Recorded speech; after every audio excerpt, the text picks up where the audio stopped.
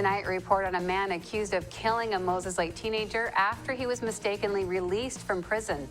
And a fire destroys a grain elevator in Wilson Creek. What's happening in sports, Bob?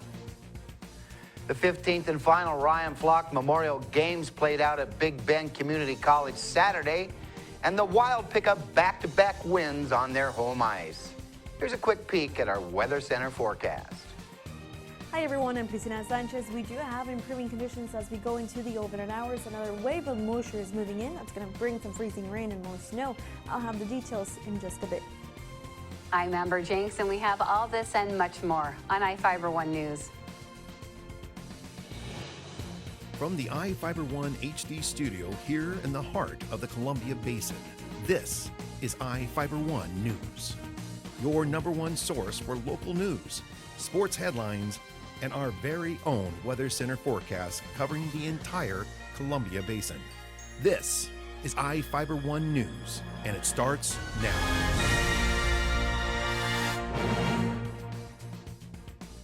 A man was mistakenly released from prison less than a month before he was accused of murdering a Moses Lake teenager in Spokane. Jeremiah Smith, a 26-year-old man, is charged with murder in the first degree in the death of 17-year-old Cesar Medina inside a Spokane business on May 26. According to the Washington Department of Corrections, Smith allegedly committed the murder when he should have been in prison. As many as 3,200 offenders may have been released early by mistake since 2002 due to a computer software error. According to Governor Jay Inslee's office, the error was reportedly caught in 2012, and a repair was delayed 16 times. In 2010, Smith was convicted of robbery, burglary, and a felony assault. His scheduled release date was August 10th in 2015, but he was released on May 14th by mistake. 12 days later, Medina was killed. Hundreds of people braved the cold on New Year's Day for the annual polar bear plunge in Moses Lake. Reporter Devin Higgins was there and has the story. 1, 2, 3, go! New Year's Day saw some brave souls take a dive into Moses Lake for the 7th annual polar bear plunge. The event supports the Grant County Animal Outreach, and organizers say this year's fundraiser surpassed the $4,000 raised last year as more than 50 people took on the elements. 77-year-old Reardon resident Doris Conahan took the plunge for the 4th straight year and talked about what it takes to get in the water. Intelligence. No, it's because I said something to my family and they said, "Oh, you're crazy." And I said, "Okay, I'm going to do it." Yes, I am. For anybody who has never done this before, what does it feel like when you hit that water? Oh, it's really refreshing. It gets your blood going, keeps you alive. It's a challenge. Go! In Moses Lake, Devin Higgins for iFIBER 1 News. A man is accused of kicking a puppy and slamming it on the ground several times. Prosecutors charged James Goodlake, a 22-year-old Wilbur man, in Grant County Superior Court with animal cruelty in the first degree. Witnesses reported seeing Goodlake with a puppy on December 13th in front of a Hill Avenue home in Grand Coulee. According to court records, he allegedly kicked the puppy, picked it up, and threw it on the ground. He reportedly kicked it again and grabbed it by the neck. A witness told police he was yelling at Goodlake until the defendant allegedly walked away with the dog. Bail was set at $2,500. Goodlake was incarcerated at the Grant County Work Release Center. A grain elevator burned in Wilson Creek on Saturday. According to the Grant County Sheriff's Office, Grant County Fire Districts 12 and 13 spent most of the day containing the blaze. 2 wooden grain elevators are being called a total loss. They appear to contain wheat and canola. The fire closed the main rail line temporarily and was reopened when it was determined to be safe. The Grant County Fire Marshal is investigating the fire and has not determined the cause. The fire districts receive assistance from Grant County Fire District 5, Ephrata Fire Department, Grant PUD, Wilson Creek Public Works, and the Sheriff's Office. Now we take a look at people being sought by law enforcement. This is Sheriff Tom Jones with the Grant County Sheriff's Office. Each of the people you see here have a warrant for their arrest. If you see any of these people, we ask you do not attempt to detain or apprehend them, but call us at 509-762-1160 or send us an email at primetips@co.grant.wa.us. If the person is presenting a danger, call 911. With your help, we can bring these people to justice and make our community safer. We'll be right back after this.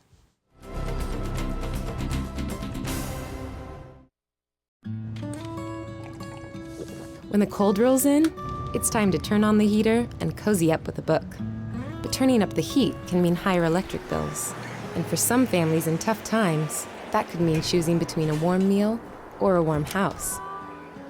For decades, people like you have extended a hand to help local families in need pay those winter electric bills. Share the warmth this winter to help keep your neighbor warm by giving a little when you pay your Grant PUD bill.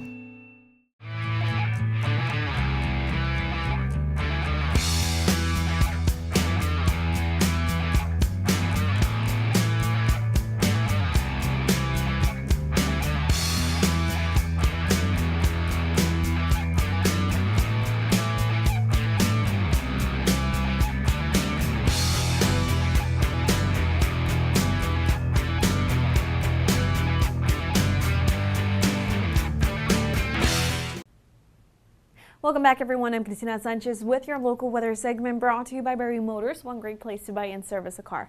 Within the next 24 hours, we're going to have an increase in temperatures. We're going to get closer to the average high temperature for this time of year.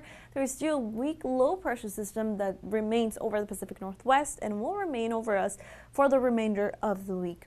Within our Columbia Basin, I expect to see some freezing rain as we head into Tuesday night. So on Wednesday morning, roads once again will remain very slick like what we saw this morning. So definitely be careful if you're heading out the door. This morning, temperatures right around the low 20s. Average low is 21.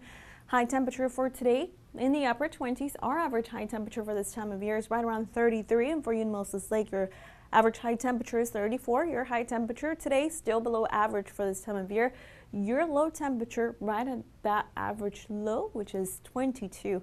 Temperatures right now, currently they're in the upper 20s, mostly cloudy skies, very light wind coming in from the north-northwest around 5 miles per hour. Here you can see multiple waves of moisture moving in from the Pacific, still bringing more rain, more showers, and snow showers as well for the western coast and also for the Rockies as we head into Tuesday. Once again on Wednesday, and another system approaches that's going to bring more rainfall. This will be a stronger system, and also it's going to bring moderate snowfall for portions of California and the Rockies. As we take a closer view within the Pacific Northwest, we're going to remain with mostly cloudy skies throughout the overnight hours, and as we head into this Tuesday, another round moving in that's going to bring more precipitation, showers along the coast, and for us also we're going to see some freezing rain, especially as we head into Tuesday night as those temperatures are going to be dropping.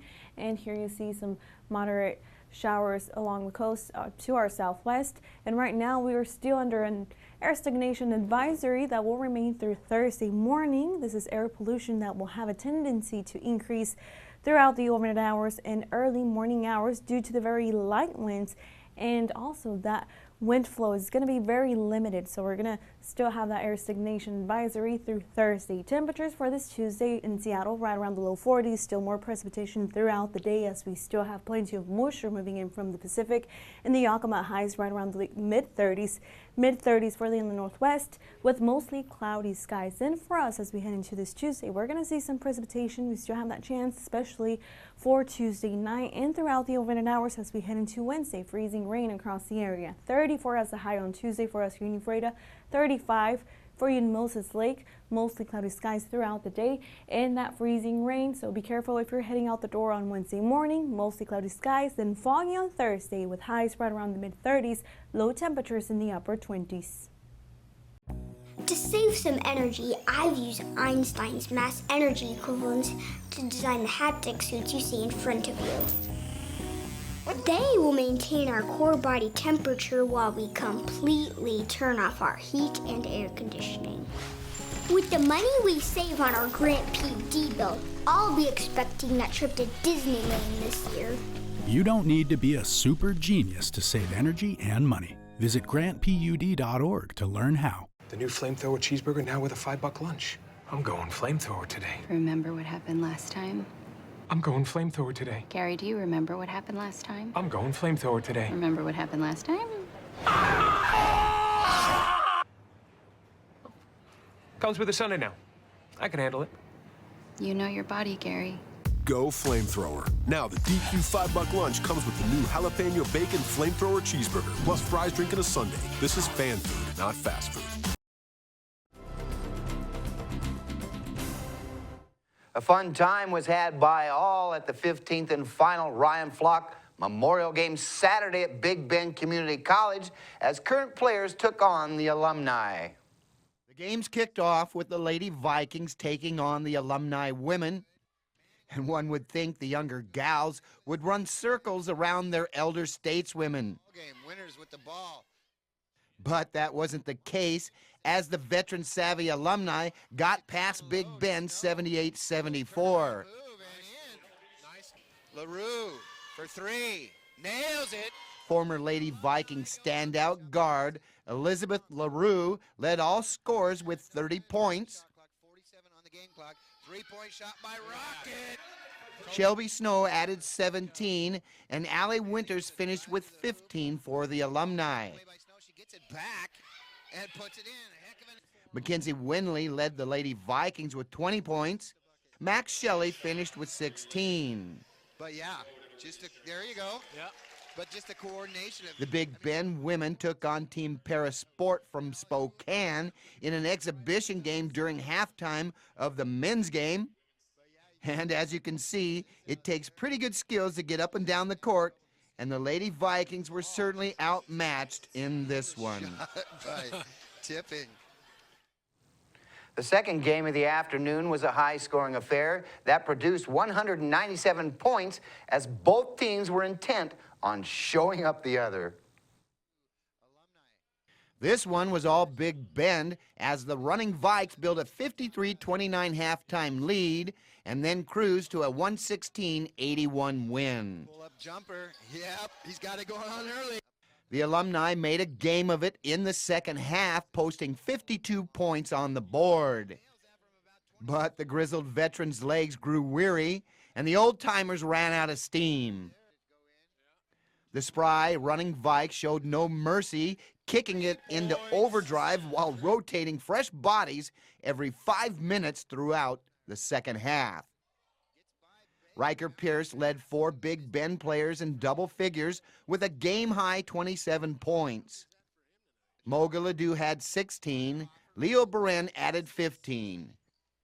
Riley Brunell finished with 12. Tom Perks knocked down a team-high 18 for the alumni. Colby Seacrest hit for 13. Josh Whitman finished with 12. Big Bend opens league play at home Saturday afternoon against Yakima Valley. iFIBER Communications will be broadcasting the games live on Channel 1. The action tips off at 2. It got really cold in here. Showtime. Is he going to do it again? The Wenatchee Wild pick up back-to-back wins over Chilliwack. Wenatchee scored 3 times in the third period to pull out a 5-4 comeback win over the Chiefs on Saturday. Mike Coyne scored in the opening minute of overtime, and the Wild skated past Chilliwack 3-2 on Sunday. The wins moved the Wild to 23-10, 2-3 on the season. Wenatchee is back on the ice at home Friday evening to match up with the salmon-armed Silverbacks. The puck drops at 7:05.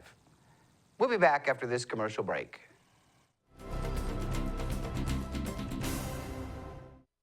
You don't have to drive to Seattle for exceptional cancer care. Confluence Health's cancer program delivers world-class care close to home. We have a highly experienced oncology team in a state-of-the-art facility, and we're a member of the Seattle Cancer Care Alliance, which gives our patients access to world-renowned therapies developed at Fred Hutchinson, the University of Washington Medicine, and Seattle Children's. Together with the SCCA, we're delivering world-class cancer care close to home. Well, one thing I knew from being a patient myself was that a dental office is a scary place to come to. And so we wanted everything possible to make sure that our office is a comfortable place for our patients to visit.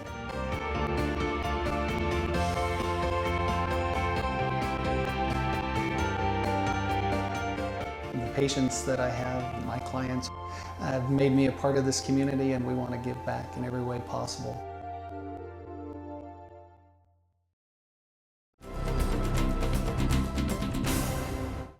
Our spotlight story tonight is about the 4th annual SamScramble in Ephrata, which honors an Ephrata girl who lost her battle with cancer on New Year's in 2012. Reporter Devin Higgins has the story. Ephrata residents braved the cold and slippery conditions to kick off the new year and help raise money for cancer research at the 4th annual SamScramble on Friday at the Ephrata Recreation Center. About 20 teams signed up for this year's event, which is part foot race and part scavenger hunt. The event honors Samantha Webb, a 9-year-old Ephrata resident who lost her battle with cancer on New Year's Day in 2002. Since 2013, the Scramble has raised more than $35,000 for Washington-based cancer charities. Proceeds from this year's event went to a cause that has a special meeting for event organizer Shannon. Lowry. We are going to donate the bulk of the proceeds this year, and by the way, we've raised almost probably $6,000 this year, to a foundation called Cancer Can't. And for those of you that don't know what it supports, it was founded by my niece and my nephew-in-law, John and Becky Van Kulen. John was diagnosed with osteosarcoma about 20 months ago, and he's been undergoing really intensive chemotherapy. They have received a lot of support from family and friends, and last year about this time they decided they wanted to give back. So they started a foundation with the sole purpose a year ago to update the oncology rooms at Sacred Heart Hospital in Spokane. Before the Scramble got underway, teams had a chance to strategize and determine the best route to hit all the spots in town. Once outside, they had to find key pieces of information at each spot to gain points for the team, and the teams in each division with the highest point totals won. For Lowry, the ability to help some of her family as well as giving support to others who've been touched by cancer is what keeps her looking forward to the Scramble every year. It feels great.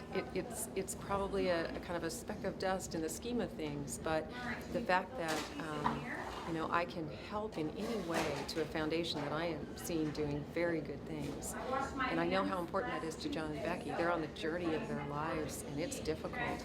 But the fact that they make time for this and it matters to them makes it matter to me and to many others in this community where they grew up. This is done in the spirit of Samantha Webb, who was just the sunshine of our lives for many years. And to this day, her spirit is still here in this event and with all these people here. What do you think she'd say if she saw what you guys were able to do every year? She would have loved it. She would have wanted to be up there with a gold medal, and she would have achieved that every single year. She achieved everything she put her mind to. In Ephrata, Devin Higgins for iFIBER 1 News. We'll be right back after this.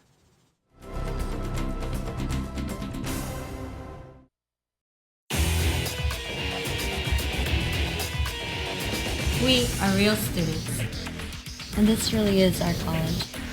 My dream will change the outcome of my life. My college is allowing me to achieve my dream. My dream is to be a pilot. My dream is to be a nurse. Only you can determine your dream. Big Bend will help you get there. What's your dream?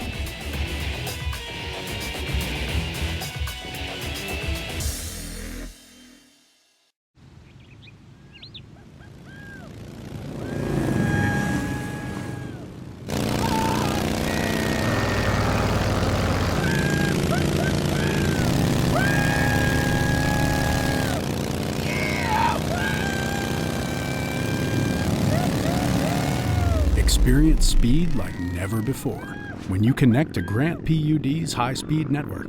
Visit grantpud.org to learn more.